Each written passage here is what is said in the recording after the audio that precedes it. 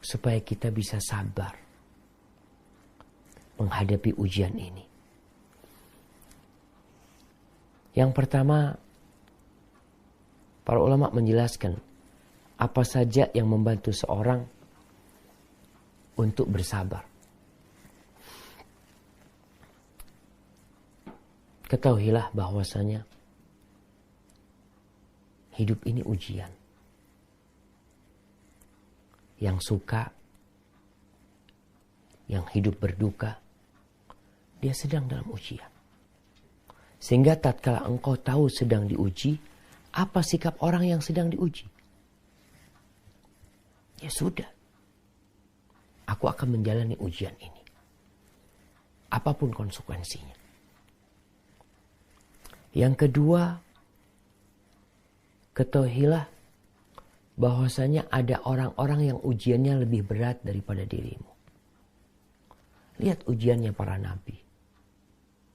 Lihat ujiannya istri-istri nabi.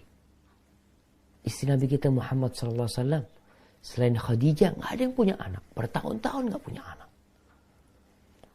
Lihat ujian istrinya Fir'aun. Yang dibukuli oleh Fir'aun, dibantai sampai mati.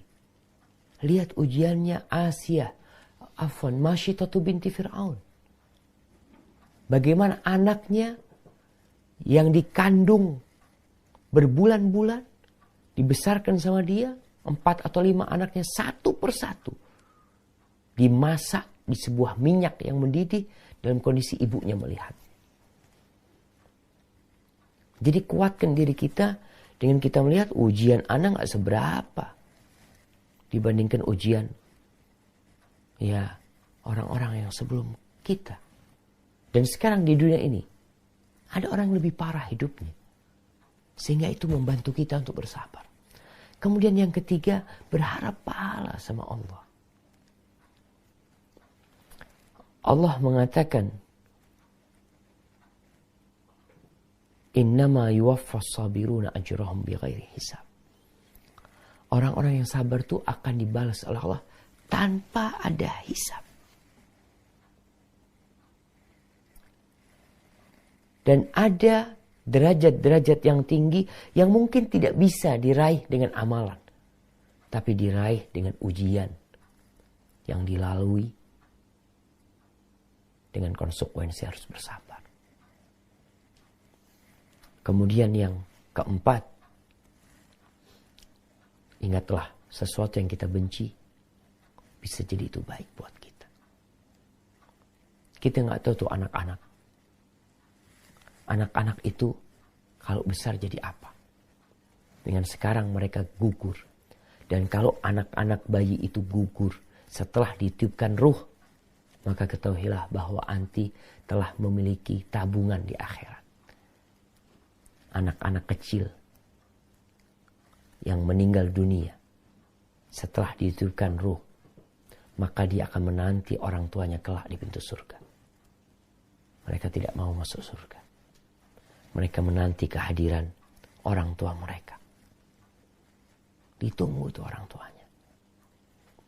Maka dengan cara seperti itu mudah-mudahan kita akan bersabar. Dan hindari ucapan lau, andai kata. Biasanya orang kalau sudah keguguran akan banyak alasan yang dicari. Oh ini gara-gara ini, oh gara-gara ini, gara-gara itu. Seharusnya istirahat, bed rest, kenapa kok jalan? Andai kata tidak turun dari tempat tidur, insya Allah gak keguguran. Andai kata ini, andai kata gitu. Tutup semua itu pintu laut. Katakan qadarullah wa masya'a fa'al. Ini sudah takdir Allah dan Allah bertindak apa yang dia kehendaki. Di sini seorang perlu menanamkan keimanan dengan takdir. Andai kata seluruh dokter di kota itu berusaha menjaga kandungan supaya tidak gugur, tapi Allah telah menetapkan gugur dia. Maka tugas kita seorang hamba ketika mendapatkan musibah menerima dan katakan, Allah lebih tahu dengan yang baik buatku. Dan kita kalau menerima apa yang sudah Allah tentukan, tenang hidup kita. Banyak orang stres Banyak orang galau. Banyak orang akhirnya depresi. Bunuh diri. Hidup dalam kegalauan yang tidak bertepian. Gara-gara tidak beriman dengan takdir Allah SWT. Allah sudah mengatakan, وَلَنَبْلُوَنَّكُمْ بِشَيْءٍ مِّنَ الْخَوْفِ. Kami benar-benar akan menguji kalian dengan sesuatu dari rasa takut. Wal-ju', rasa lapar. وَنَقْسٍ مِّنَ الْأَمْوَالِ وَالْأَنْفُسِ وَالثَّمَرَةِ. Kekurangan harta, kekurangan jiwa, orang yang dicintai meninggal dunia. Buah-buahan hilang. Apa kata Allah? وَبَشِّرِ الصَّابِرِينَ. Berikan kabar gembira kepada orang-orang yang sabar. Berikan kabar gembira. Buat siapa? Buat orang-orang yang sabar. Siapa mereka yang sabar? Alladzina idza asabathum musibatun qalu inna lillahi wa inna ilaihi raji'un. Mereka adalah manusia-manusia yang kalau ditimpa musibah, mereka langsung ingat sama Allah yang ada di atas arsy sana. Dia mengatakan, inna lillahi ya Allah. Kami ini milik Allah. Kita ini milik Allah. Wa inna ilaihi raji'un. Kita akan balik kepada Allah. Apa yang akan terjadi? Ulaika alaihim salawatum min rabbihim wa rahmah. Orang-orang itu akan mendapatkan salawat dari Allah. Berkah, selamatan, rahmat. Ulaika humul muhtadun. Dan mereka lah orang-orang yang mendapatkan petunjuk dari Allah. Maka sejatinya tugas kita ketika mendapatkan musibah, husnudzon sama Allah. Karena kalau Allah ingin kebaikan buat hambanya, Allah kasih cobaan tuh hamba. Jadi mudah-mudahan Allah sedang menginginkan kebaikan buat anti.